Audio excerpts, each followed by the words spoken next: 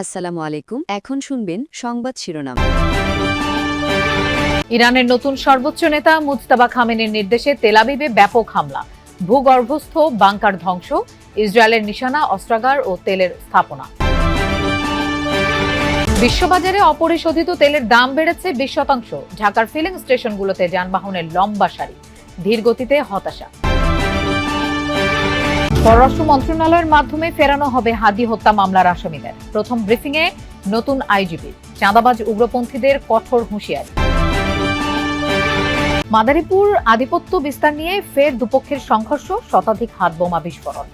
মুন্সিগঞ্জের শ্রীনগরে দু গ্রুপের গোলাগুলিতে আহত 10। এতক্ষণ শুনছিলেন সংবাদ শিরোনাম, এখন শুনবেন বিস্তারিত। ইরানের নতুন সর্বোচ্চ নেতা মুজতাবা খামেনির নেতৃত্বে প্রথমবার ইসরায়েলে ব্যাপক ক্ষেপণাস্ত্র হামলা চালালো বিপ্লবী গার্ড বাহিনী। রাতভর ছোড়া মিসাইলের বিস্ফোরণে ক্ষতিগ্রস্ত ইসরায়েলের মধ্যাঞ্চল। এর মধ্যে তেল আবিবে ধ্বংস হয়েছে একটি ভূগর্ভস্থ বাংকার, আহত 1.5 শতাধিক ইসরায়েলি।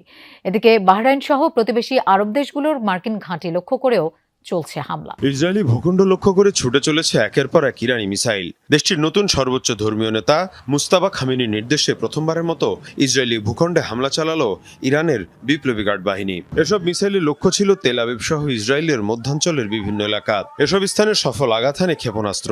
এর মধ্যে তেল আবিবে থাকা ইসরায়েলি বাহিনীর ঘাঁটিতে আঘাত হানে কয়েকটি মিসাইল। তবে সবচেয়ে বেশি ক্ষয়ক্ষতি হয়েছে আবাসিক এলাকায়। এসব আবাসিক এলাকায় আকাশ প্রতিরক্ষা ব্যবস্থা মোতায়েন করে রাখে আইডিএফ। ইরানি মিসাইলে ধ্বংস হয়েছে ভূগর্ভস্থ বাংকার। বলা হচ্ছে ইরানের হামলায় এটি এখন পর্যন্ত ইসরায়েলের সবচেয়ে বড় ক্ষয়ক্ষতি। যুদ্ধ শুরুর পর এখন পর্যন্ত 13 ইসরায়েলি নিহতের খবর মিলেছে। 24 ঘন্টায় আহত 1.5 শতাধিক। হামলা চালানো হয় আরব আমিরাতের ভূখণ্ডেও। ইরানি ড্রোন ধ্বংসের ফুটেজ প্রকাশ করে আবুধাবি।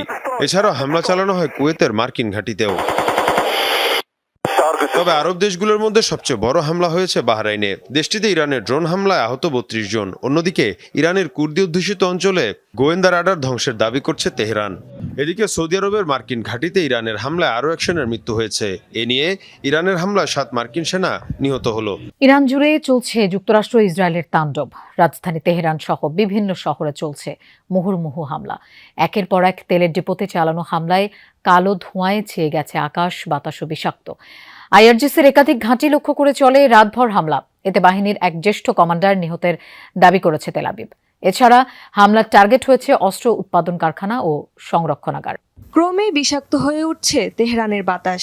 একের পর এক তেলের ডিপোতে বোমা বর্ষণ, পরিশোধন কেন্দ্র লক্ষ্য করেও চলছে টানা হামলা। ছড়িয়ে পড়ছে কালো ধোঁয়া ও বিষাক্ত গ্যাস। তেল আবিবের মিসাইল হামলার টার্গেট হয়েছে ইরানের 1.5 শতাধিক গোলা বারুদের সংরক্ষণাগার। রোববার রাজধানী ছাড়াও ইরানের কয়েকটি শহরে চালানো হয় ব্যাপক ক্ষেপণাস্ত্র হামলা। এর মধ্যে ছিল তাবরিজ, ইস্ফাহান, বন্দর আব্বাস, আহভাজ এবং ইয়াজদের আশেপাশের অঞ্চল। বিস্ফোরণের জেরে ভয়াবহ অগ্নিকাণ্ডের শিকার হয়েছে অনেক ভবন। রাতভর হামলায় টার্গেট করা হয়েছে ইরানের রেভলিউশনারি গার্ডের একাধিক ঘাঁটি। আক্রান্ত হয়েছে পুলিশের কার্যালয় এবং আধা সামরিক বাহিনীর কমান্ড সেন্টার। ইস্ফাহানে আইআরজিসির সিনিয়র নেতা আলী হাশেমিকে হত্যার দাবি করেছে ইসরায়েল। অঞ্চলটিতে বিপ্লবী গার্ডের ডেপুটি কমান্ডার ছিলেন তিনি। নিহত আয়াতুল্লাহ আলী খামেনির আরও এক সহযোগীকেও হত্যা করা হয়েছে।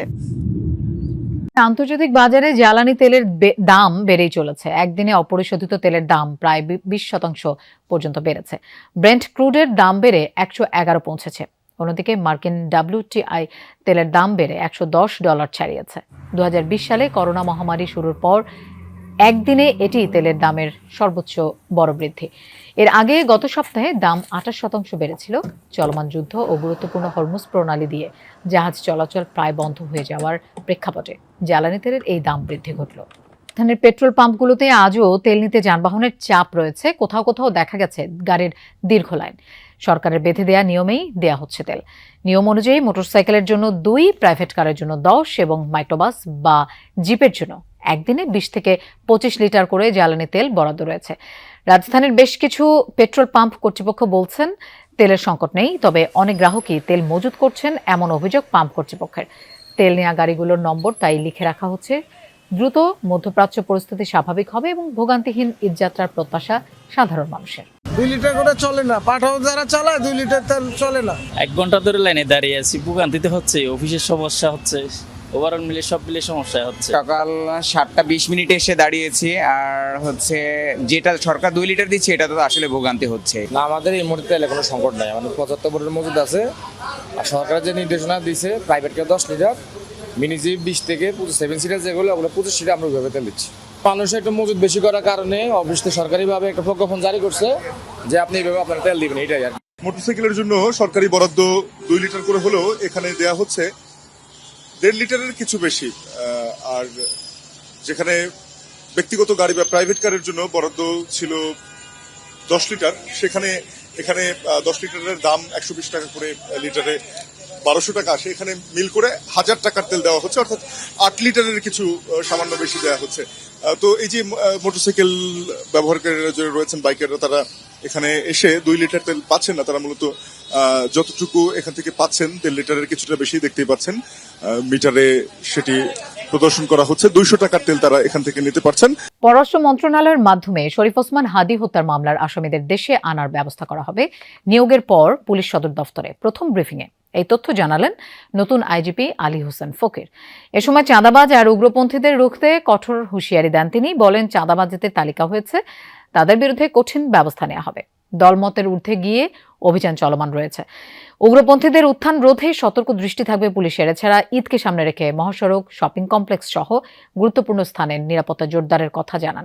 তাছাড়া সিআইডিকে আধুনিকায়ন, থানাগুলোকে জিরো কমপ্লেইনে রূপান্তর এবং তাৎক্ষণিক ব্যবস্থা নেওয়ার জন্য থানায় ম্যাজিস্ট্রেসি সিস্টেম চালু করা দরকার বলেও জানান তিনি। সাংবাদিকদের প্রশ্নের জবাবে বলেন, কিছু পুলিশ নিজ স্বার্থে কাজ করে বাহিনীর সুনাম নষ্ট করছে। পুলিশ সদস্যদের অতি উৎসাহী না হওয়ার আহ্বান জানান তিনি। বলেন, জুলাইয়ে নিহত পুলিশ সদস্যদের পরিবার থেকে মামলা হয়েছে, এ ব্যাপারে তদন্ত শেষে ব্যবস্থা নেওয়া হবে। কূটনৈতিক চ্যানেলে ফরেন মিনিস্ট্রি থেকে তাদের সাথে যোগাযোগ হয়েছে, তারা এই ব্যাপারে কার্যক্রম গ্রহণ করছে। হয়তো অচিরেই ইনশাল্লাহ আমরা দেখতে পারবো তারা বাংলাদেশে আমরা আনতে সক্ষম হব। মাদারীপুরে পূর্ব বিরোধকে কেন্দ্র করে টর্চ লাইট জ্বালিয়ে আবারও সংঘর্ষে জড়িয়েছে দুপক্ষ। এ সময় শতাধিক হাতবোমা বিস্ফোরণ হয়। রোববার রাত 9টা থেকে টানা 4 ঘণ্টা পৌরসভার নতুন মাদারীপুর এলাকায় এই সংঘর্ষ হয়। পুলিশ জানায়, উপজেলা শ্রমিক দলের একাংশের সভাপতি শাকিল মুন্সির হত্যাকাণ্ড নিয়ে তার ভাই হাসানের সাথে দীর্ঘদিন ধরে দ্বন্দ্ব চলছে সাবেক কাউন্সিলর আক্তার হাওলাদারের। এর আগেও বেশ কয়েকবার সংঘর্ষে জড়ায় দুপক্ষ। রোববার রাতে আবারও দেশীয় অস্ত্র নিয়ে সংঘাতে জড়ায় তারা। এতে পুরো এলাকায় ছড়িয়ে পড়ে আতঙ্ক। পরে পুলিশ ঘটনাস্থলে গিয়ে পরিস্থিতি নিয়ন্ত্রণে আনে। মুন্সিগঞ্জের শ্রীনগরে আধিপত্য বিস্তারকে কেন্দ্র করে দুই পক্ষের মধ্যে গোলাগুলির ঘটনা ঘটেছে। গুলিবিদ্ধ হয়েছেন 9 জন নারী, শিশু সহ অন্তত 15 জন। রোববার রাতে উপজেলার বাগড়া ইউনিয়নের রুদ্রপাড়ায় এই ঘটনা ঘটে। পুলিশ জানায়, দীর্ঘদিন ধরেই আধিপত্য বিস্তার নিয়ে বিরোধ চলছিল হারুন মান্নান গ্রুপের সাথে মিজান